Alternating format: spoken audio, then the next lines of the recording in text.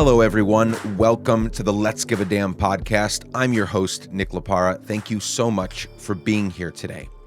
Now, by now, most of you know that our city, Nashville, Tennessee, was hit by an F4 tornado a week ago today.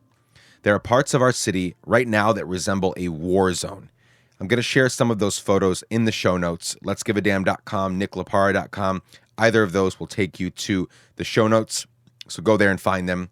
Anyway, I've spent the last week leading volunteers and teams all over the city as we begin the long road ahead of healing and rebuilding.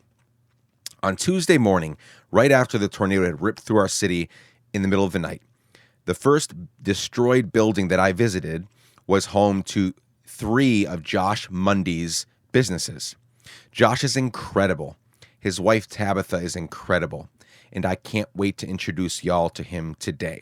I won't even begin to share with you all the things that he has started. I'll let him do that. But I'm so excited to share some of Josh's story with you and to share how someone just a week out of all of his livelihood and all of his businesses being destroyed, how he's beginning to heal, how he's processing, and how he wants to continue to love and serve this city well. A quick note before we begin. This past Sunday was International Women's Day, and the plan was to dedicate last week's podcast and this week's podcast to amazing women. And, you know, we have a ton of women on, but I wanted to dedicate the couple episodes around that day to amazing women.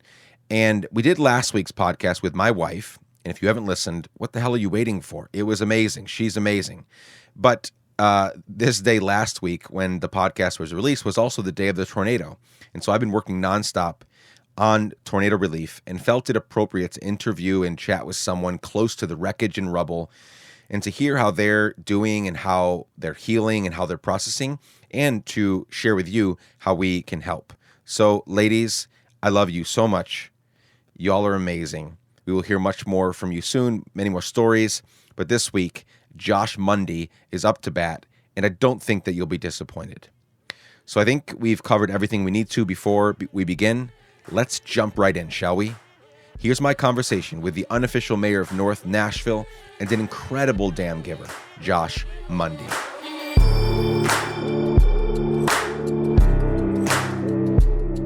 Josh Mundy, thanks so much for joining me on the Let's Give a Damn podcast. Man, I'm glad to be here, brother.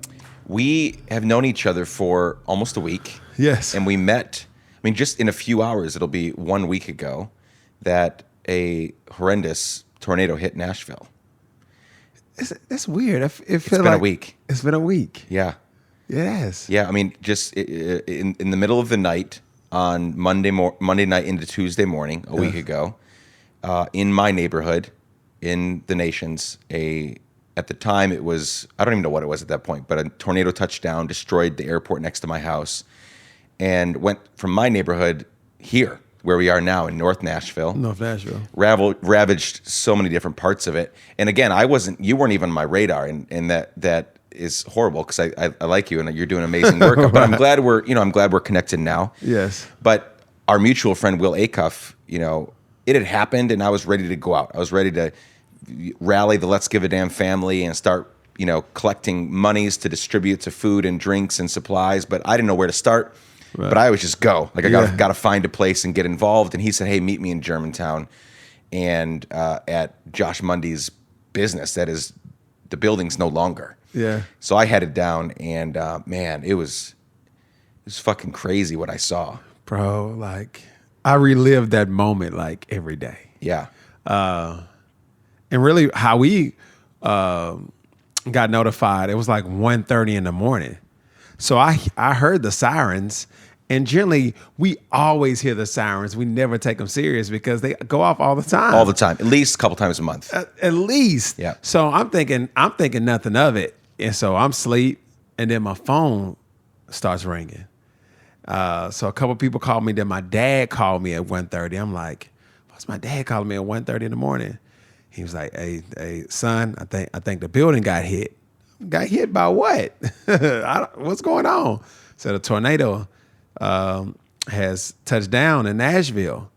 So, we immediately go turn on the TV. My wife's phone is going crazy as well. Yep. We immediately turn on the TV, and the first image that we see is our building. Your building. It was all over the news. It was all over the news. And why was it all over the news? So just give them some context for the actual building itself. We'll talk about the businesses in it, which were yours. Yes. Are yours. They just don't have a place right now. Right. But the building, why was it all over the news? So the building is like how it's angled. It's like the entry point into Germantown if you're coming from Jefferson Street. Yep.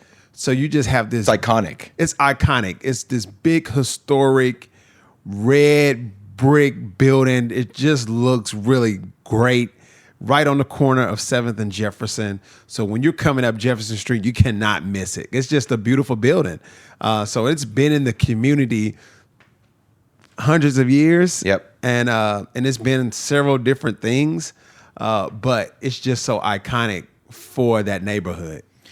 Just to give everyone that's listening context that doesn't live in Nashville, Middle Tennessee, or Tennessee at all, we are looking at 2 dead in Nashville. Thank God, only 2 dead. Only 2 dead. And I think they only died.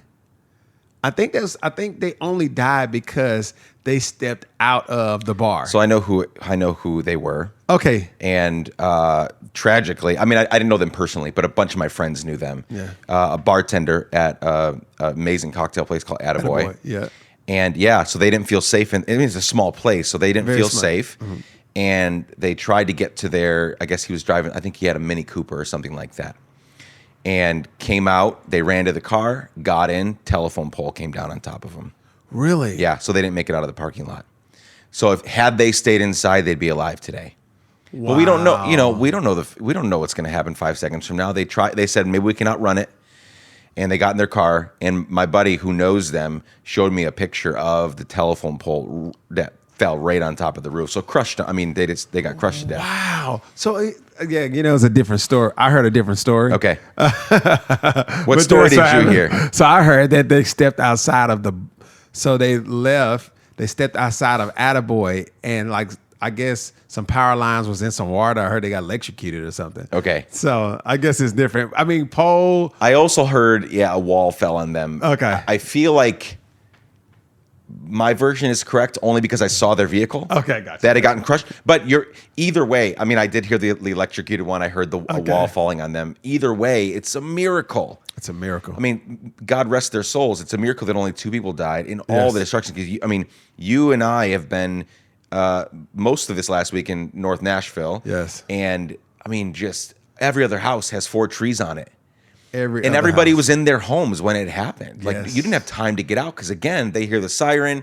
No big deal. We might have some branches down in the morning. Whatever. There's a storm coming, but nobody expected an F4 tornado. I guess it was technically an F3. It was 1 mile an hour away from F4. Yeah. So I guess from F3 to F4 is 165 miles per hour. And it was right at 165, so had it been 166 miles per hour, it would have been F4. It was an F4. I mean, it was crazy tragic. It was crazy. It was insane. The building's iconic, and so this is how many businesses and or organizations do you oversee? It's a lot. It's a lot. Few. Yeah, it's a few. So let's just go over what's in the building. Yes. So let's start with the 3 in the building. Let's just craft the story. So in 2008. In the middle of smack dab in the middle of a recession, I decided to open up a dry cleaners in this building. Now, before me, it was a tailor shop. The tailor passed away. I saw a for lease sign, and I was like, "Yo, I need to get in this building." I don't know what I want to do with it. Yeah. But it's just crazy. I love this building. So signed a lease in 2008 and was there from 2008. Until now. Dry cleaners. Yep. Until March. What's the date on that? March 3rd. March 3rd. So we had the dry cleaners in the B side. 2017, because I'm very, very integrated into the entrepreneurial community and always wanted to open up a space for entrepreneurs. So next door, I opened up a place called The Lab, which is a creative co-working space. And we also had different workshops and helping people incubate their businesses. And people have started major companies out of The Lab. So we wanted to have a more affordable approach to co-working than the existing model where everything is $600 for a little desk. So we gave people free coffee, Wi-Fi, water. They paid a membership, and we was there for 2 years. And then upstairs was just our event center. So we would host events, different socials, different cocktail gatherings. We would do all that. So I pretty much occupied all 3 businesses in that building. When I walked up a week ago and saw your building, among other things that I noticed that the bar upstairs yes was left intact. Yes. Well, at least the liquor on the shelves behind. So, guys, I'll take pictures and share them in the show notes. There's no roof on this fucking thing anymore. Like, it's gone. Okay. Yes. You can see everything. Everything. And there are liquor bottles still on the wall, like just untouched, sitting there. Everything is destroyed. 180-year-old bricks are on the ground. And bottles of tequila are just sitting there. I thought it was just so wild. I was like, how are they still standing? What's going on? But champagne. So you know how light champagne glasses are? Yeah. Oh, there's some champagne glasses up there? There are 30 champagne glasses. Untouched. On the shelves, untouched. So you just think about that. Like, for that tornado was gracious. And then, 2, it just really signifies, and a buddy of mine was like, you know what that signifies is there's going to be a celebration. There's going to be a celebration, man. Please believe that. Believe that. Like, it's going to be a celebration. Like, this is not the end of your story. That's wild. So it's going to be a celebration. We're going to have major toast because none of the alcohol, none of the champagne glasses. I'm talking about we have bar books that's like with recipes and all this stuff. Untouched. Everything else was completely. When he shows you all these photos and pictures, is going to blow your mind. Yeah, it's insane. Yeah. And that's the thing about tornadoes. For those that haven't been through a tornado, and this is my first one, the destruction is so massive if you're in the vortex, if you're in the path of the tornado. But if you're a few feet outside of it, like I said earlier, it originated in my neighborhood. Yeah. The airport right around the corner that I pass all the time, the John C. Toon Airport, gone. $90 million of damage. And that's outside of the aircraft. That's just the facility, just the place. That is right around the corner from my house. And there was not a twig unturned in my yard. Not a thing. Wow. Nothing. Everything. I mean, I literally looked out in the yard because I heard there was a tornado. My phone was equally blown up in the morning. Yeah. My family, friends saying, "Are you guys okay? We saw the news." And I'm like, I don't know what you're talking about. Looked outside, nothing, not a branch out of a tree. So that is wild about tornadoes, that you can be, there's no roof on your building anymore, and yet all the champagne bottles are there, the champagne flutes, that weigh a couple ounces. They weigh a couple of ounces, and the thing is how it collapsed was that everything fell in on the cleaner side. The lab is untouched. It's just dust on the ground, but the furniture, the TVs on the wall, like all of that is untouched. So it's like how it all happened is just so weird to me, man. It's just weird. It's just the act of God. It was just weird, super weird.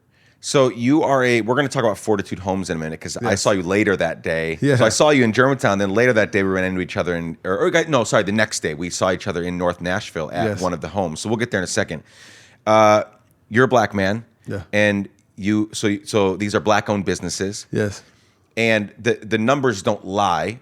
Black-owned businesses and black business owners don't get as much access to capital as white business owners. That's just, again, that's not even that's not a race thing. It's just facts. It's just facts. Yeah. So how are you thinking about the next steps, right? Because you have businesses to rebuild.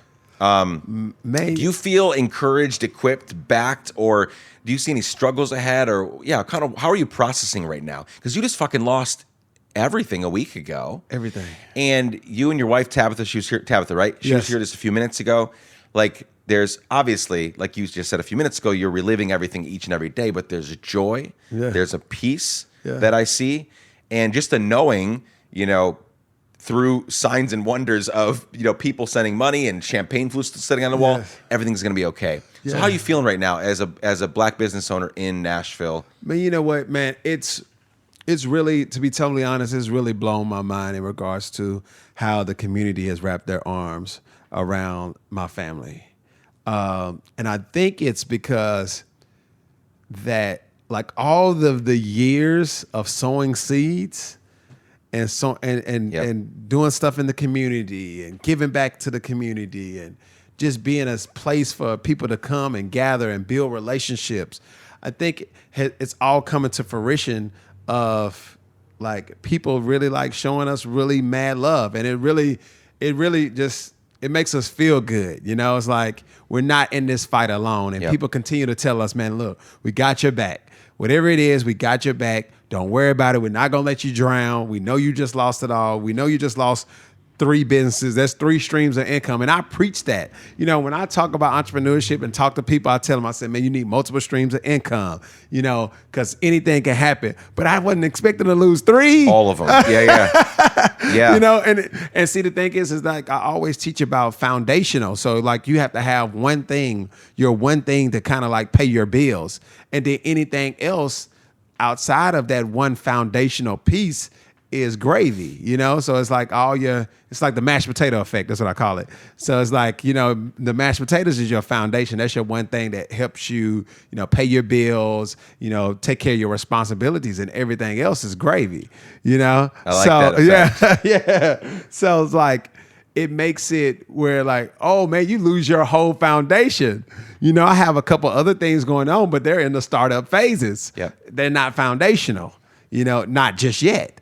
So, it's just really about, I'm really like processing everything now. It's like making me go back to square one, go back to the foundational piece of it and say, okay, was it working? Was it not working? Is it worth me opening it up again? Do I need to find another location? Do I need to be more lean? So it's just making me like really evaluate all my businesses that were in the building. Is it worth me opening up another location? Or is it, hey, I'm going to start the next 10 years because we're in a new decade right now.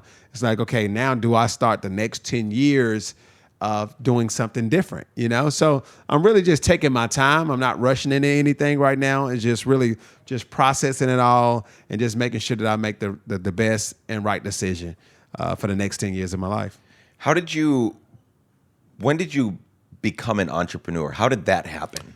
Man, Would you always feel like one, or is that kind of a recent thing? So I've been pretty much an entrepreneur all my life. Okay. I always say that because I always knew I wanted to work for myself, like always. All right. So, origin story, from when I was in the 5th grade, like my mother, single family home, but my dad was around, it wasn't like that, but I saw my mom struggle. So it was like, all right, I'm not gonna keep asking my mother to go buy me the Jordans or go buy me the Nintendo or all this. I say I'm gonna go and figure out how to get it for myself. So I would have my mom go to Sam's. I would go buy candy from Sam's. I would break it down and sell them individually to kids at school. And I was doing that in the 5th grade. Then I upgraded from candy. Then we would sell sugar. Now, you don't know anything about this. Your listeners don't know anything about this. Okay. So what this is the pre-made Kool-Aid? Yep. So the pre-made Kool-Aid already has the sugar in the Kool-Aid. Yep. We would put those in individual bags, and the kids would eat the Kool-Aid. The sugar. Yeah, eat the Kool-Aid. Like without water, just the particles. Yeah, the particles. Like stick That's your finger in amazing. there and eat it, And you were selling that to them. We were selling like bags of like $1. So like I'm in the 5th and 6th grade, I have $50 or $60 in my pocket. And then we upgraded. Well, from there, and then we would be selling like clothes. And like had access to like polos and things of that nature. And I would go out and sell them, in the neighborhood selling things. Went from there, and then we wasn't doing that anymore. So at 13, I lied on my job application to get a job at Arby's. So Arby's was like my first legit job. Went from there, was working at a little call center place. But I haven't had a W-2 from anybody since I've been 22 years old. Yeah. I've been a full-time entrepreneur from 22. I'm currently 38 years old right now. Yeah, so 16 years. So 16 years, full-time entrepreneurship, a whole host of different type of businesses, opening, closing, failure, losing a lot of money. Sure. But it was just at 2002, I told God, I was like, it doesn't matter how hard it gets for me, I'm never going to go work back for anybody. I'm going to figure it out. And by the grace of God, I've been doing this thing for a while. It's amazing. So are you from Tennessee? I'm from Nashville. Okay, Yeah, so from this Nashville. is born and bred. You've been here the whole time. I've been here the whole time. I was born in Lafayette, Louisiana, but raised in Sure. Nashville, Tennessee. I've been here since I was 6 years old. So Nashville's home. So things have changed a lot since you've been here. Man, it's a insane, crazy man. city now. It's a crazy city. Yeah. And I mean, it's a new city to me. I mean, everywhere I Sure. go, you have more cranes in the sky. Every time they announce that 100 people are moving here, the prices go up. So and this is what makes this storm so like different because of where it happened. Yeah. So just to give your listeners some context, Nashville is going through a major gentrification that's taking place in Nashville right now, especially in African-American communities. Yep. Now, all communities have been transformed except North Nashville.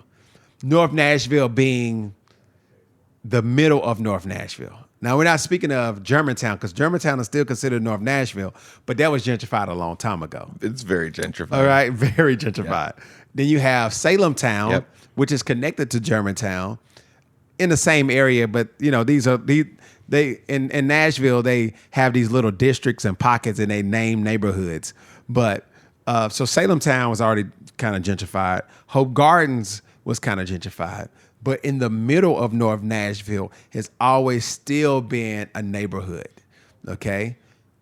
But now the storm has completely accelerated what Yep. everyone was scared of. Yep.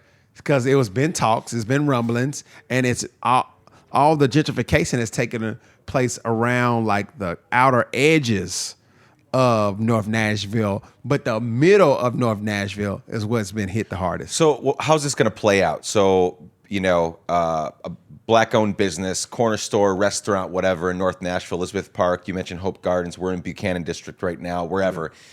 Like, their business has been destroyed or damaged. Is it going to happen that they're going to get approached by investors, by somebody, and it's going to buy them out? Let's say, don't rebuild here. We'll pay you X amount of money. We'll buy you out. And then all of a sudden it's some whatever, boutique, shop, whatever. Like, is that how it's kind of going to happen? Or how are you foreseeing the acceleration happening? Okay, so from a business aspect, I think I was the only black business that was truly affected, really. Now, there was some that was hit on Jefferson Street, but not in the manner in which our businesses were hit. Right. So from a black business perspective, black businesses are not going to be, it's not going to be a change. It's more homes. It's more homes. Yep. From where we are, they was trying to sell the place anyway Yep. for like $4.5 million. Yep. Now what we're looking to do, which your listeners could help us, but what we're looking to do is create a fund. It's called the Preservation Fund to really help preserve the area. So we're looking to do that. But from a residential standpoint, probably 70% of the people that the tornadoes hit, they were renters. Okay? Yeah. So now you have renters being displaced. Yep. But you have owners that can choose to do whatever they want to do. Yep. So it's really not because we have to really be careful about certain things when it comes to gentrification. Because if I am an owner, I have a choice to do what I want to do. So that's what's happening. So the 30%, we have to make sure that the 30% are able to make sound decisions in regards to their properties. The 70%, they're owners. So either they can build or they can build and rent it back to the people, or they're just going to probably just say, hey, I'm gonna take this insurance money, or I'm gonna build this and sell it.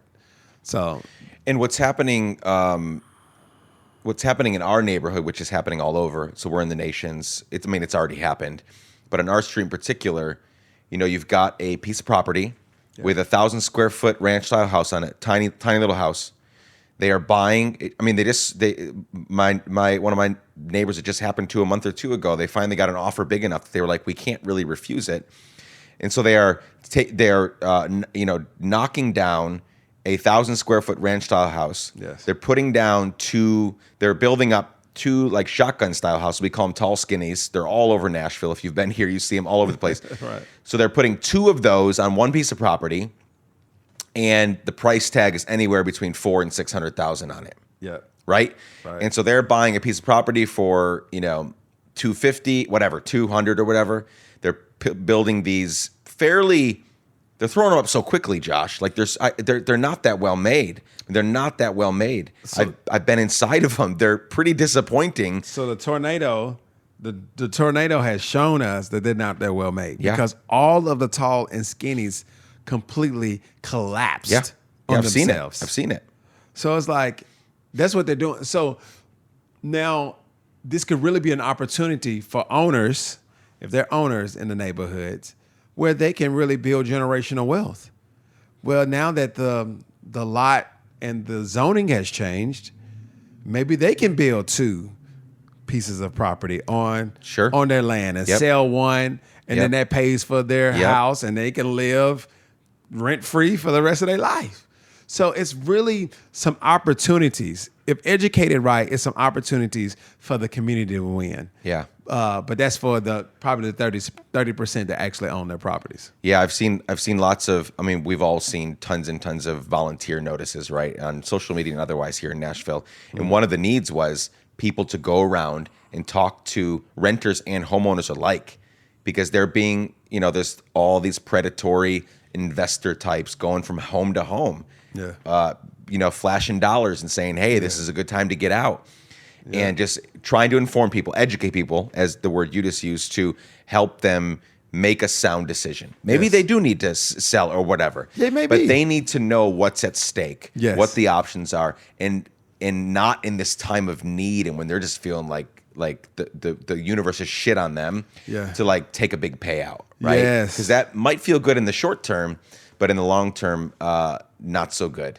So last Tuesday, I met you here right down the road. We were actually going to do the podcast sitting outside your building. Yes. The one that you'll see pictures of, friends, on social media, kind of promoting this episode and also in the show notes.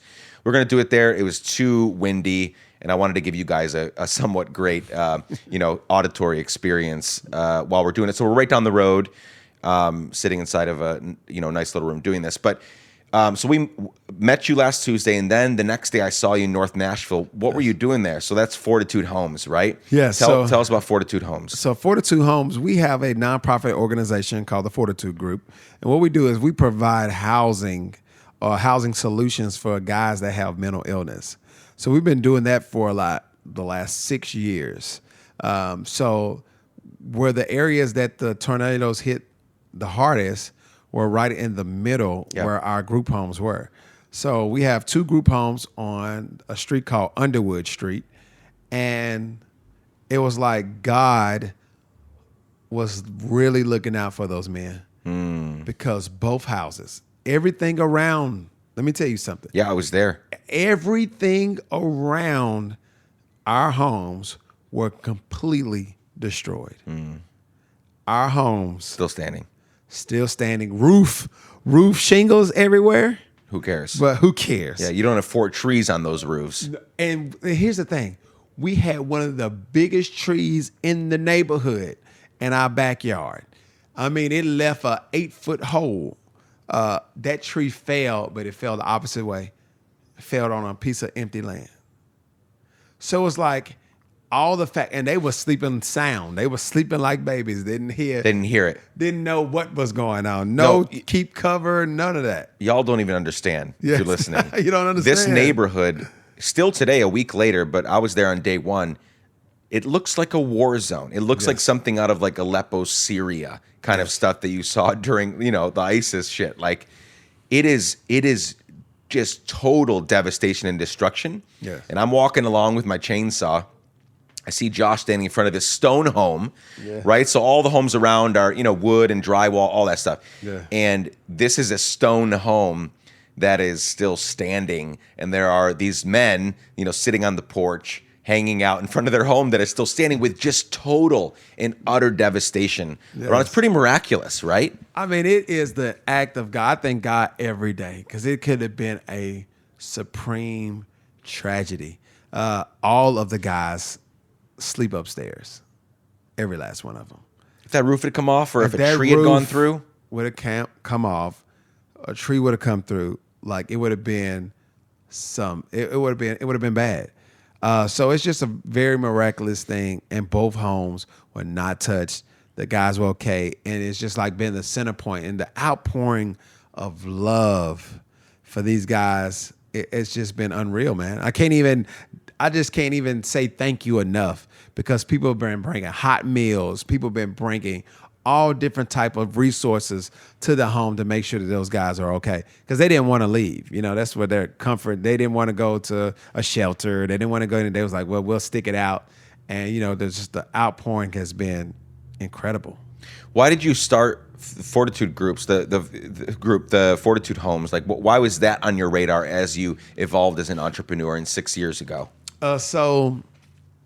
My very last job, when I was 20 years old, I used to work at a place called Park Center, and it's in East Nashville on Woodland Street. Still there? Still there. I think I've seen it before. It's right. It's probably near the park. It's 2 doors up from Burger Up. Oh yeah. Okay, that end. Yep. Right in the middle. Okay. And so I used to work there, and I used to do vocational training with the same population and to help them get jobs. So I've been familiar with the population, been working with the population for a while, but then left there and then went on my whole entrepreneurial journey. When I have a house in North Nashville, and me and my wife, she wasn't my wife at the time, we decided to move. And she was like, what were you going to do with the house? I said, I think I'm going to turn it into a group home. So it was like one of those things. Like, I think I'm going to do that. I'm going to serve that need or serve that community again. So it took me about a year to get the house ready and open up the group home, man.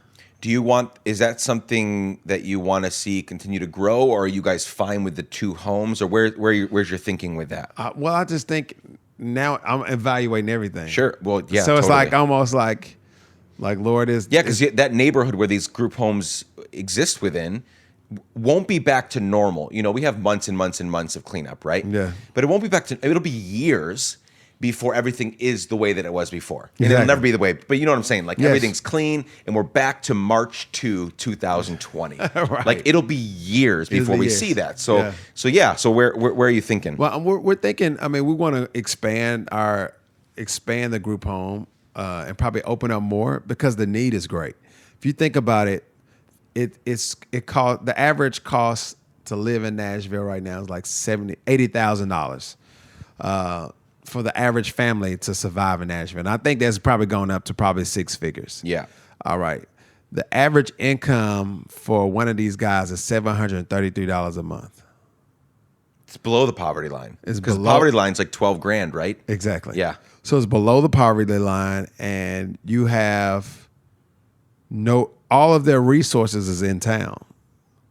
So like our services is needed in such a way because their resources are in the city.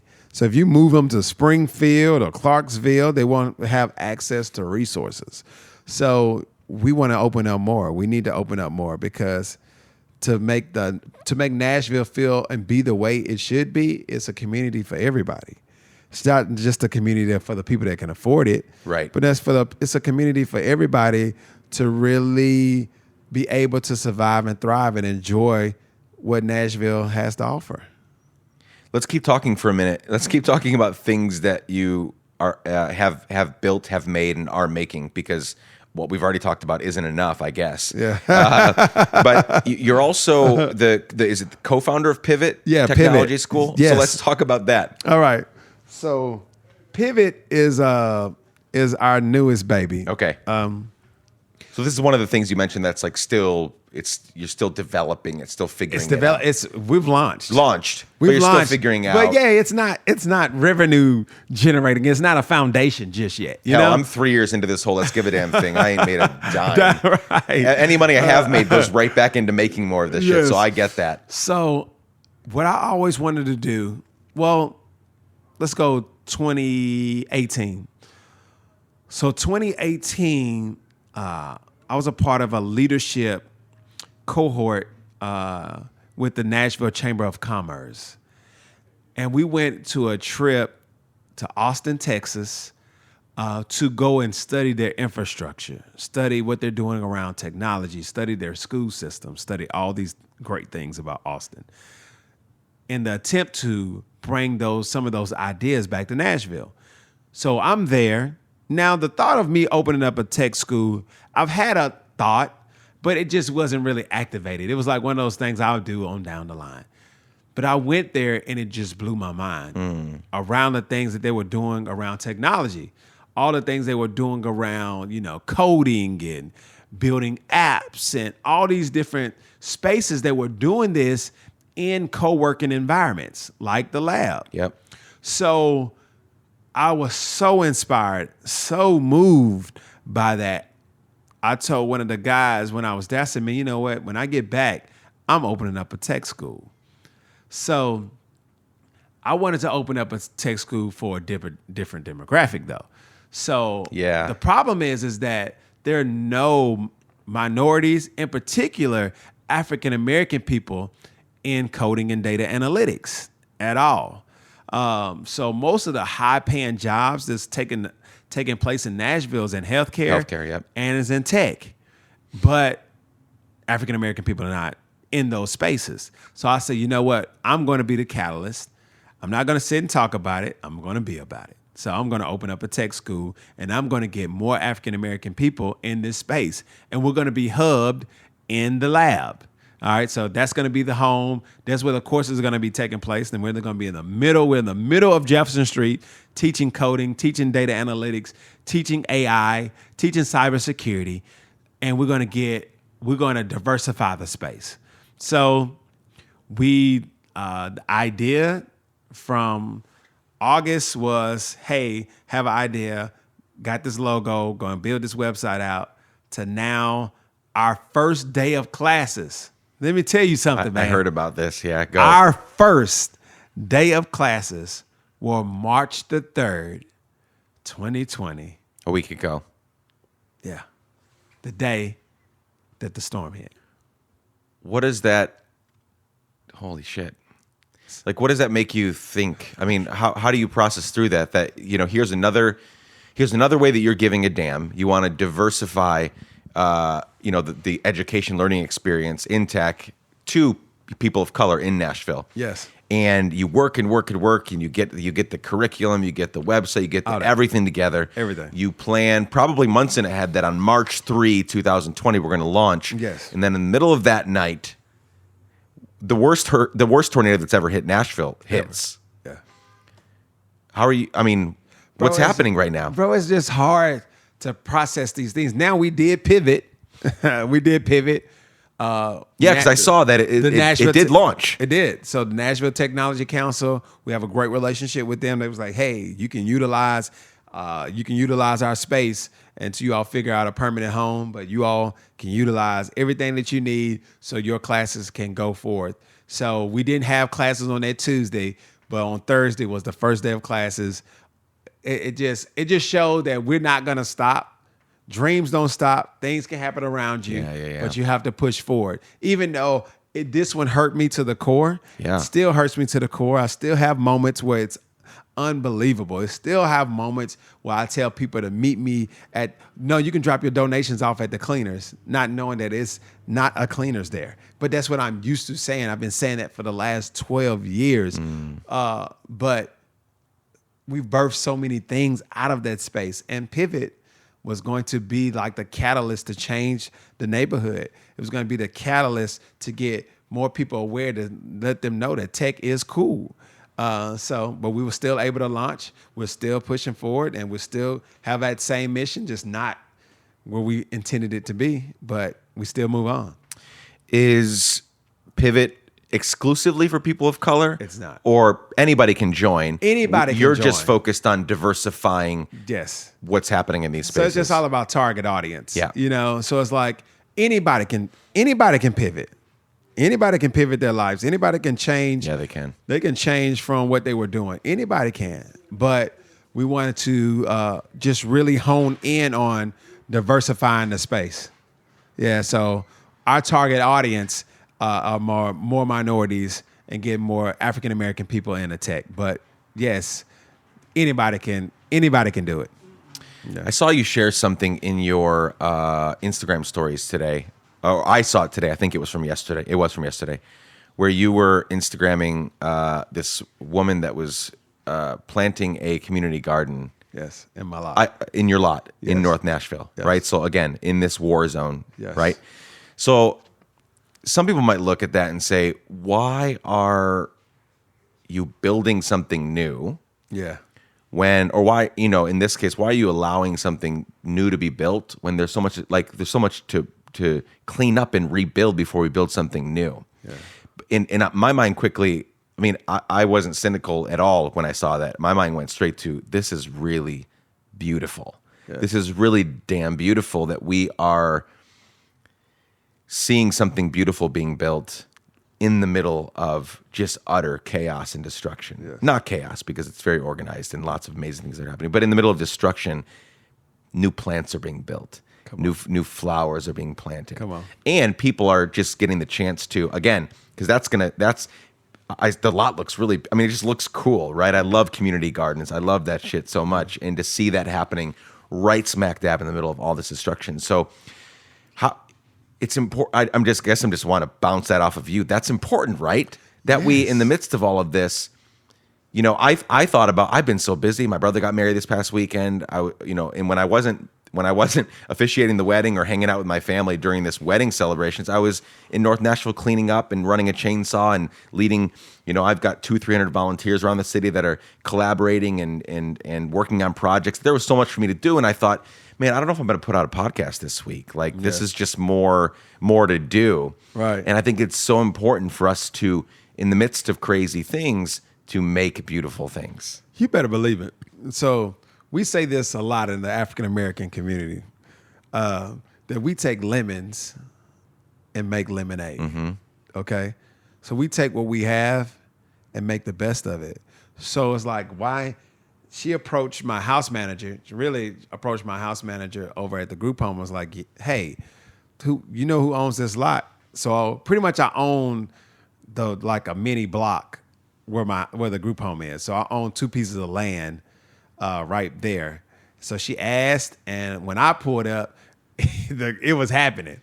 So I was like, man, this is amazing that, I don't intend to build on it anytime soon, especially with this just happening. Right. So it's like, why not provide a resource where we can get fresh produce? Because actually North Nashville is a food desert. Food desert, yeah. Yeah, so why not? We've talked about that briefly in other conversations, but explain what that is for people that don't know that have never been around a food desert. Yeah, food desert is just not a lot of places to get fresh produce. There's not a lot of places to get fresh Fruits, food. vegetable, fresh foods. It's all, packaged, processed, corner store stuff or whatever. Yeah, so it's not a lot of places. There's a whole lot of fried chicken places and things of that nature, but not a lot of fresh produce where people can come and get stuff straight from a garden. So this will be right smack dab in the middle of the war zone as you build something beautiful. That's what you do, because it's only so much. It's only so long that we can keep looking at the destruction. Okay, what can we build from this? How can we turn this into a positive situation? So now that's going to be a positive situation for the community, that some of the people that are still there will be able to go and get fresh strawberries or fresh green beans, turnip greens or whatever. So I thought it was amazing. I was so inspired by the young lady. Her name is Sarah Green. I was going to ask who she is. Sarah Green. Sarah Green. And does she live in the neighborhood? You don't know? I don't know. You don't know? I just know that it was a team of people helping her. And she was passionate about making this happen. And I was just like, I support you all the way. And we're going to make this happen. You won't have any problems with me. I say, if I will give you ample enough time if I decide to say, hey, I want to develop this. But it's just too important, man. It's like the community needs these type of things to build community. And what Nashville has really shown me is that we really do have love for each other. Yeah. I've never seen that many white folks up and down. They've never been to these neighborhoods. Nope. So I just really think it exposed them to the gap. They're seeing parts of Nashville. I mean, the parts of Nashville that a lot of these people see is, a lot of these folks are, they live in Brentwood or Sylvan Park or Belmead or wherever, and they have never, ever, ever, they didn't even know this part of Nashville existed. I guarantee you. They're pulling up and they're thinking, oh, we're going to be picking up some shit, off the ground, some whatever, some debris. And then they walk around, the home base that I've been making for all of my people and the things I've been doing is, Lee Chapel AME right there. Yeah. And, if you're right there on DB Todd and all that, like, you're thinking, oh, I mean, I see some telephone poles down, but then you go back into there, you turn the corner, you go to 14th, right? Yes. 14th and Underwood. Yes. It looks like Aleppo, Syria, like in the flesh, right? In the flesh. And so many of them have never seen that before. And I agree with you. I've seen a lot of white savior complex stuff in my life. Yep. I've seen a lot of people come in and say, we can fix this. We're going to do it, right? We're going to come in and do this. And I have been, here's where I'm growing up. I think last week helped me grow up a little bit in this way.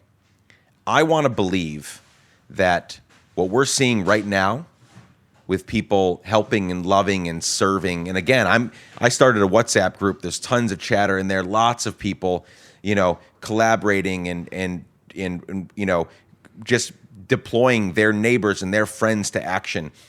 And here's what I believe now. I really think this is true. I hope this is true. I want to hear people either affirm or say I don't think that's true, because I want to talk about this.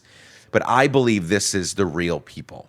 Yes. This is the real you. Yes. The who you vote for, political figures, the places you might frequent, the ideas that you might share in society. A lot of that is like, that's trauma. That is, your parents' influence on you. That is where you went to school. That is all extra. That's not, but the real you comes out when shit hits the fan. And when it hits the fan.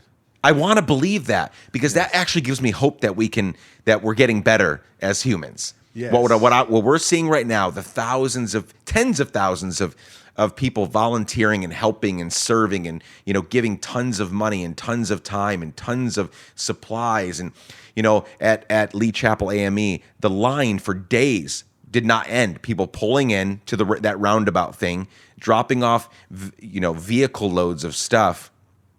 And it just never stopped all day long, from morning till night, car after car after car. I want to believe that is the real you.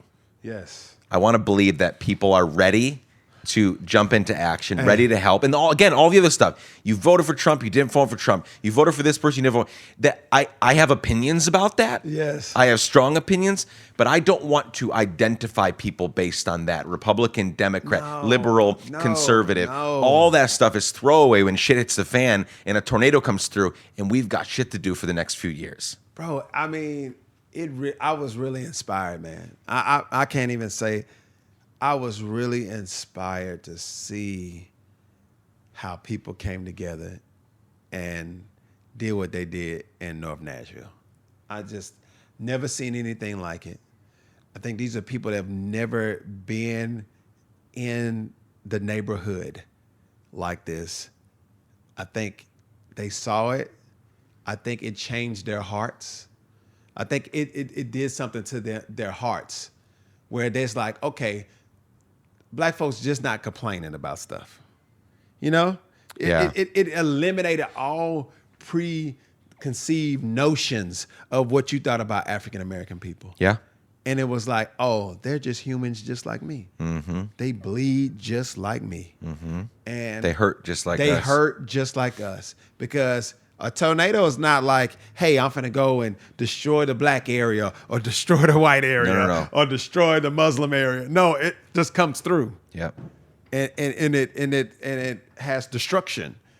And so when you experience that type of destruction and you just see people that need help, you rally up. And I just think it's going to change a lot of people. I think it's going to change Nashville to the good. And I think sometimes the worst things happen to bring us together in this type of manner.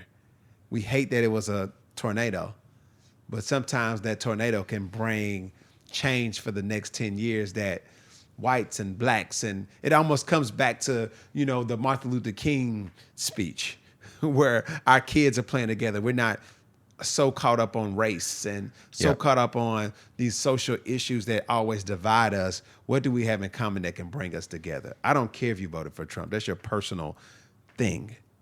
But who are you as a person? Yep. Who are you? Your political beliefs are your political beliefs, and they're mine as well. But let's not create a wedge between us, because we have more in common than we do apart. So I think this tornado it's going to change. I think it's going to change the city for good, for sure. I hope so. Yeah, we're not talking about living. We're not in progressive, New York City, L.A., Seattle, like these other places where there's already a lot of these ideas floating around. Yeah. Some of the people that are helping out right now have never reached out to people that aren't like them, whether we're talking skin color or religious background or socioeconomic background, right? They have stayed in their own little clan, right? Their own little people, their own little neighborhood. Click the button, your garage door goes up, you drive in, garage door goes down, see on Monday sort of living. And now they're seeing their city like they've never seen them before. So I believe that. I believe, whether you believe in God or not, friends, like, something is happening here. Yes. And I really believe, these situations give people an opportunity to fix some shit in their lives. Yes. I mean, it exposes some things. Even with me, like it changed my whole perspective. Because generally when stuff like this happens, I'm not the first to go out and try to volunteer and move stuff around. It's like, okay, it happened, and I've moved on with my whole life. Yep. And it's like, no, you have to tap in.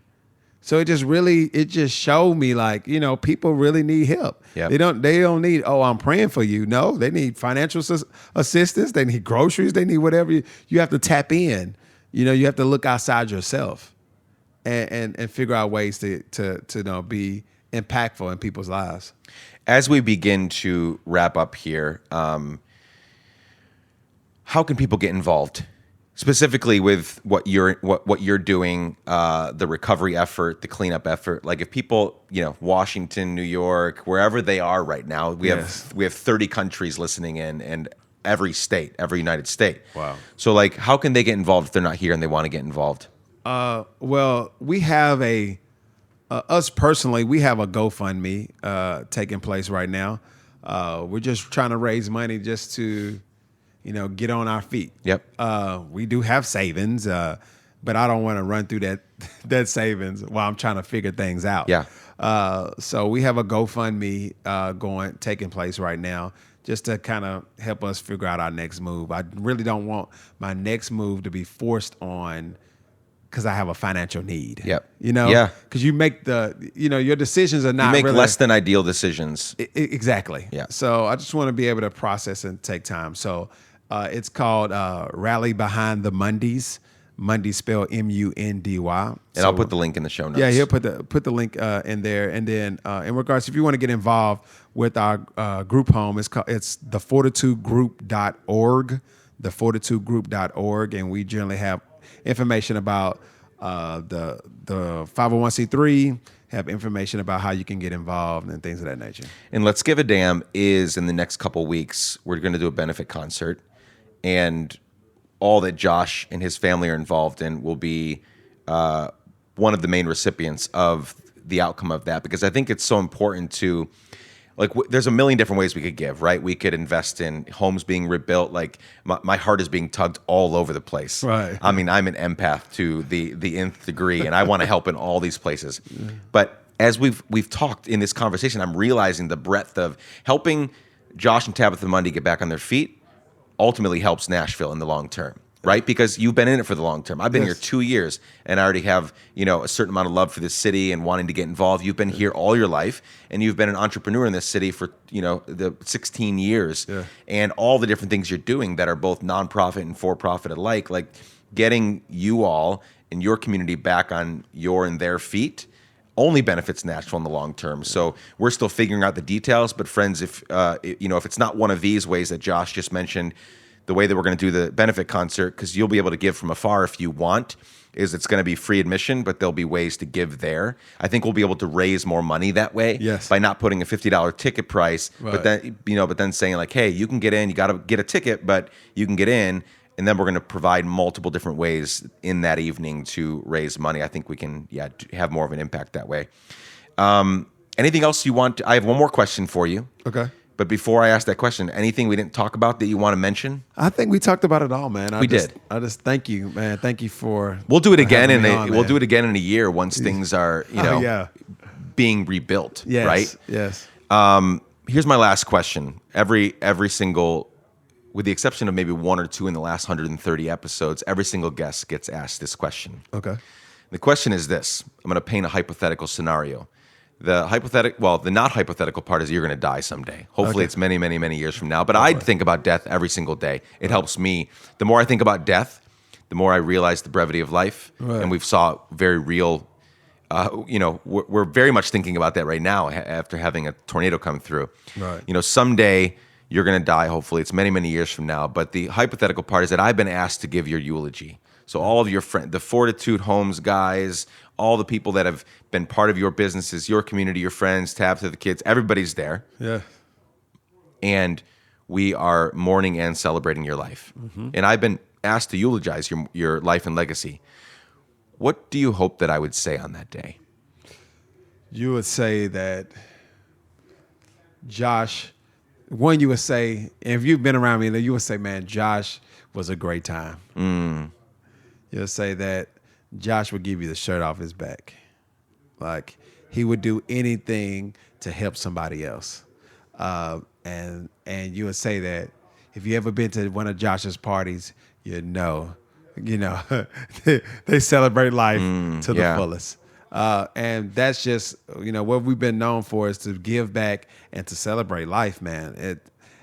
So I think that's what you would say. I mean, you celebrate life. Yeah, you say they celebrate life, and that he was a giver, that he gave back to his community. Whether it be for profit or non-profit, I've always been a giver. Yeah. Even with the lab, like we would just give things away. It's like that's just what it is, because he entrusts us to be a blessing to others. Yeah. Before the mics were on, we were talking about, money and billionaires and capitalism versus socialism. We were just shooting back and forth. And I think that's one of the most, there's a couple things that I think are super important to be known for in life. Yeah. One of them is trustworthy. Yeah. If people can't trust you, you don't have anything. You don't have anything. If you don't have integrity, you have nothing. Yes. I firmly believe that. Yeah. Because if you don't have integrity and you don't have trustworthiness, nobody's going to want to work with you or talk with you or hang with you or do anything with you. Right. Because they don't know if they're getting the real you, right? Right. And then number two is generous. Yeah. Like it is so important to be known as a generous person. Yeah. All of the data is out there that if the person that makes a dime over $80,000 a year and anywhere between 80,000 and what's the richest man in the world? Jeff Bezos, 100 and something billion. Right. No difference in happiness. Right. No difference in happiness. 80 grand to 160 billion. Not one iota of difference. Wow. Money doesn't buy happiness. It doesn't. It's in that 80 grand we were talking, like no margin, no mission. Like that's what my mentor always says, no margin, no mission. Like you got to create margin in your life. Right. And that comes from financial stability. So I'm all about people becoming stable and having enough money to rest and relax and be generous. But you only need so much money. Right. And after that, give it away. Give it away. Invest. Yeah. Make sure the people around you are thriving, because if they're thriving, you get to thrive. If you're thriving, they get to thrive. It's a communal thing. Yes. Like how much fun is it where you're the only one winning? That's no fun at all. That's a lonely life. Yeah. So you need to make sure that everybody, we all are coming up at the same time. Yep. That we're all, and that's always been my philosophy. That's the lab was that place. Yeah. Where we all came up. Like we all shared resources. We all, if I'm winning, you gonna win. Yep. It's no, I'm winning and hey man, you struggling. I'm not your friend, man. If I'm letting you struggle and I'm winning, no. Exactly. It's like we have to build those spaces and places to understand, man, that we are better together. Yeah. Yeah. Well, Josh, the Let's Give a Damn family loves you all. Man, thank you. And we're, our relationship is a week old, but we're here to help you all rebuild in the long term in any way that we can. Man, I appreciate it. Thanks for joining us today. Thank you.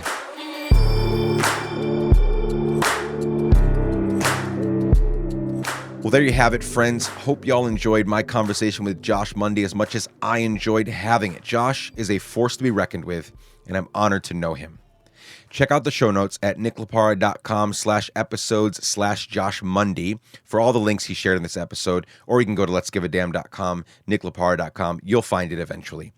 Follow him at I am Mr. Mundy. I am Mr. Mundy, Mundy on Instagram. And his Instagram bio has links to all the social media accounts for Fortitude Homes, Pivot Tech School, the lab, and all the things we just talked about, all the things he's involved in. And if you're the praying type, friends, please pray for Nashville. We have months and in some ways years of cleanup and rebuilding ahead of us. So if you're away from here, participate in as many ways as you can by sending prayers, love, good vibes, and money to great organizations that are going to put the money to good use. And if you're in Nashville, we are doing so much stuff on the ground as Nashvilleian dam givers. So please get involved. Hit me up. We will put you to work. Okay, that's it, folks. I think I covered everything. As always, this show is created by Chad Snavely and me, and the music is by our friend Propaganda. Something new, and I'll share more about this in the future, is that now this show is part of the Matter Media family. Grateful for their partnership. Again, you'll hear much more in the future about that. Please share this episode with people you like, and with people you don't like, just make sure you share it. It takes fewer than 15 seconds to hit that share button in your podcast app, copy the link, send it to a friend or an enemy right now. Friends, I can't wait to spend time with you next week. Sending lots of love and light to each one of you. Keep giving a damn. Peace.